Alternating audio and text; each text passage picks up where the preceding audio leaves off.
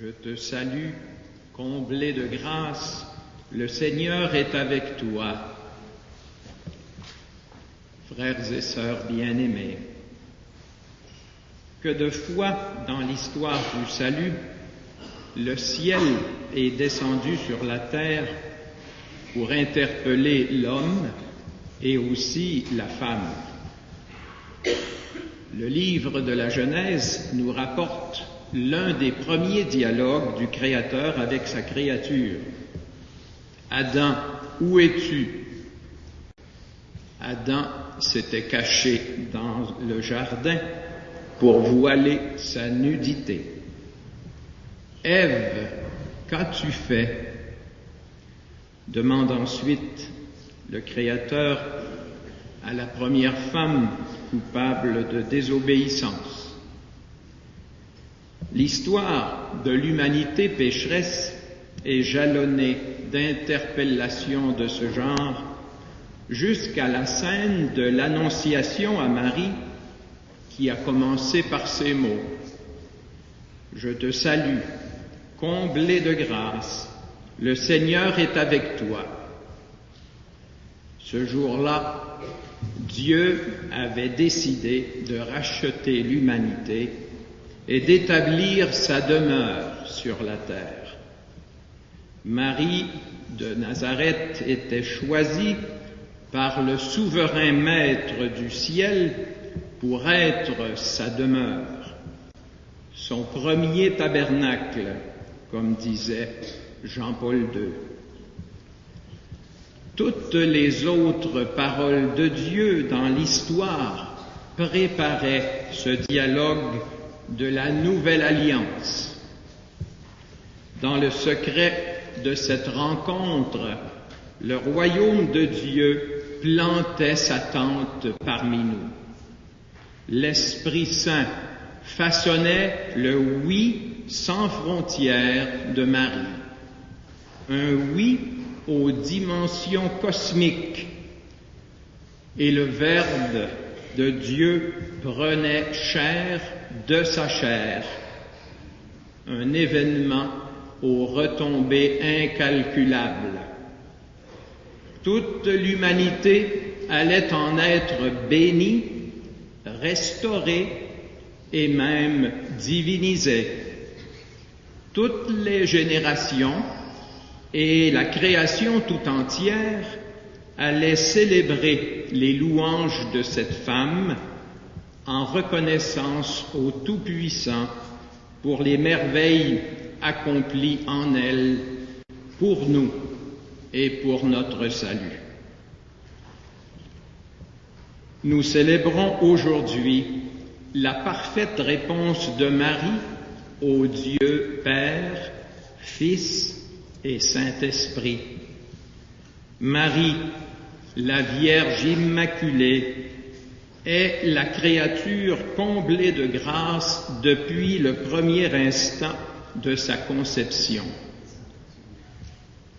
Il y a 150 ans, Marie se révélait personnellement à Bernadette Soubirous. « Je suis l'Immaculée Conception ». Sa sainteté, le pape Benoît XVI, et 10 millions de pèlerins sont allés se recueillir cette année à Lourdes, à la grotte de Massabielle. Quel puissant symbole de l'immense caravane humaine qui chemine depuis les origines vers les sources du salut. À la fontaine miraculeuse jaillit au pied de la Vierge Immaculée, hommes, femmes et enfants viennent se confier à son intercession, implorer la guérison du corps et surtout de l'âme et prier pour le monde. Innombrables sont ceux et celles qui obtiennent, sinon d'être guéris, du moins d'être consolés et pacifiés. Adam et Ève se cachent dans le jardin parce qu'ils ont peur que leur nudité coupable, fruit de leur péché, provoque le courroux du Créateur. Celui-ci leur promet un Rédempteur, mais ne leur donne pas de transmettre avec la vie le don de la grâce originelle dont ils avaient été gratuitement revêtus par Dieu. C'est pourquoi nous naissons tous et toutes avec un vestige de la première faute inséré dans notre nature. Une seule créature a échappé à ce destin, Marie, qui fut créée immaculée, c'est-à-dire comblée de la faveur de Dieu et préservée de la faute originelle.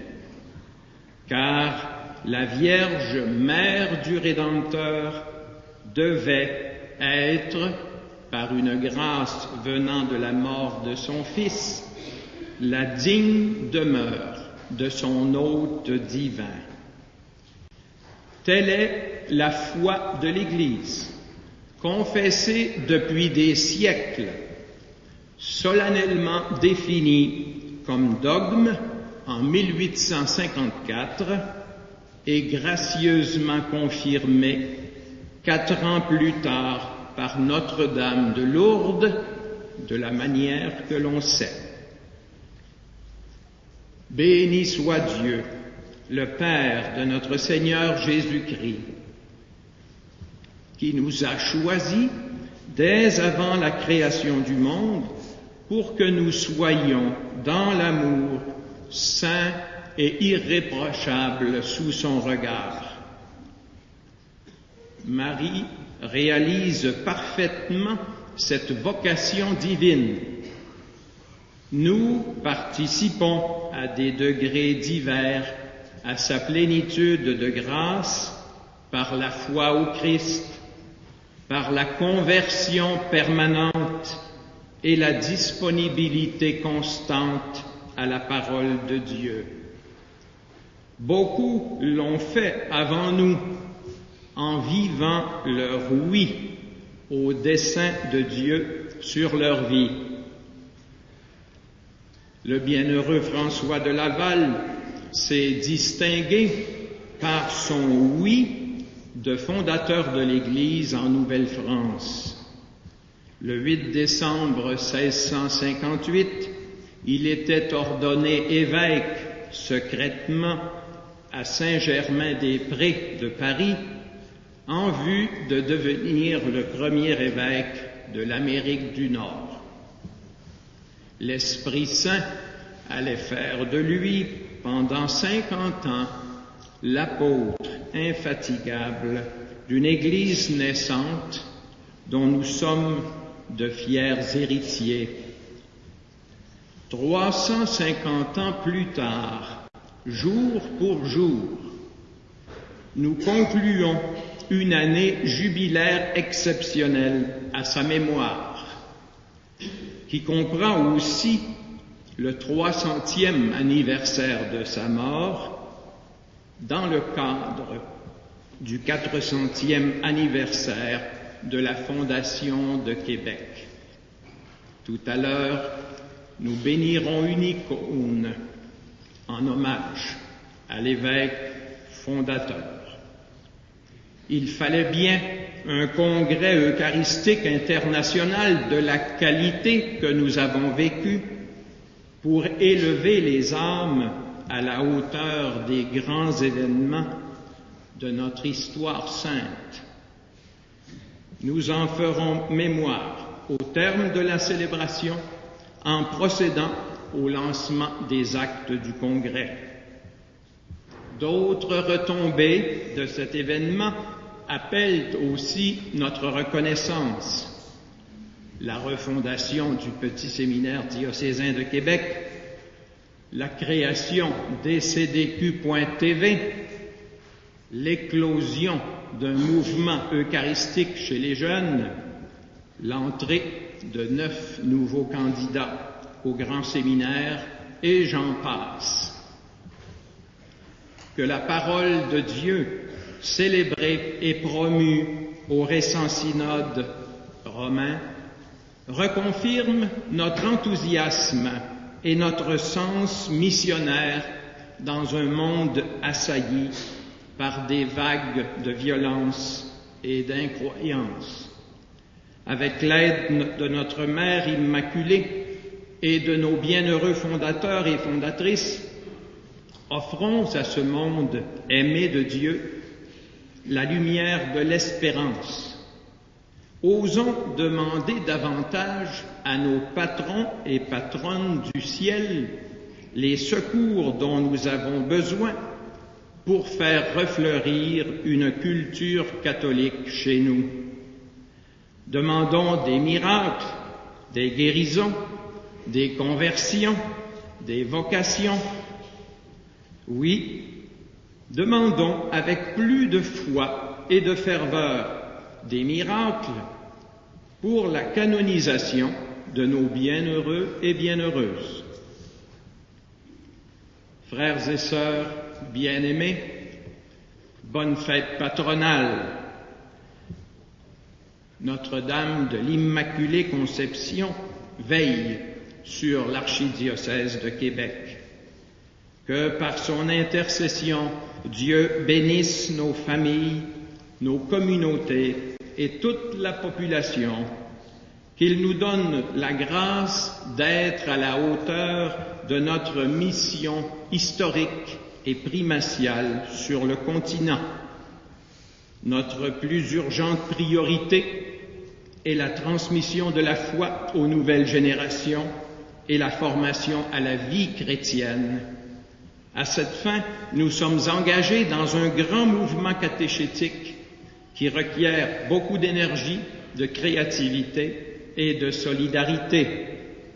Nous comptons sur la patronne de la jeunesse québécoise et canadienne, Notre-Dame des Écoles, dont une nouvelle association promeut la dévotion, afin qu'avec son aide indispensable, l'éducation catholique se renouvelle et progresse à tous les niveaux, en commençant par la famille et la paroisse, mais sans oublier le monde de l'école où des catholiques continuent de témoigner en s'adaptant aux conditions du cadre scolaire actuel. Conscients de nos besoins et en signe de confiance en la Vierge Immaculée, nous renouvellerons ensemble, dans quelques instants, comme chaque année, notre prière de consécration ou d'union totale à Marie, afin que notre réponse personnelle d'amour de Jésus et d'obéissance à sa parole soit la plus féconde possible. Notre oui, totalement uni au oui de Marie, sera symbolisé cette année par une Vierge consacrée qui proclamera en notre nom la prière traditionnelle de consécration à la Vierge.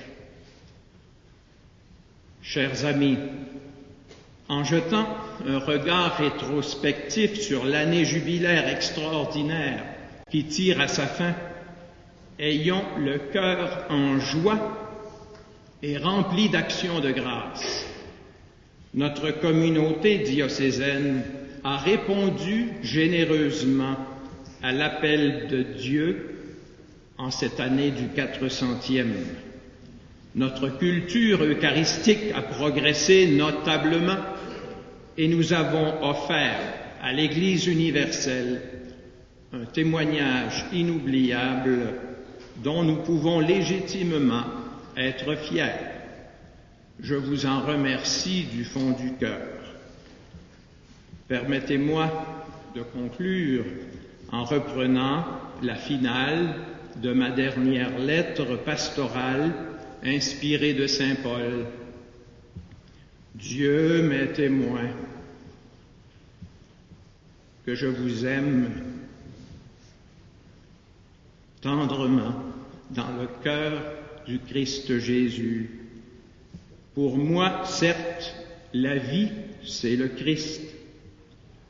Qu'en cette fête de l'Immaculée Conception, la bénédiction de Dieu soit sur vous et sur vos familles, et que l'Eucharistie demeure à jamais le lieu de notre communion.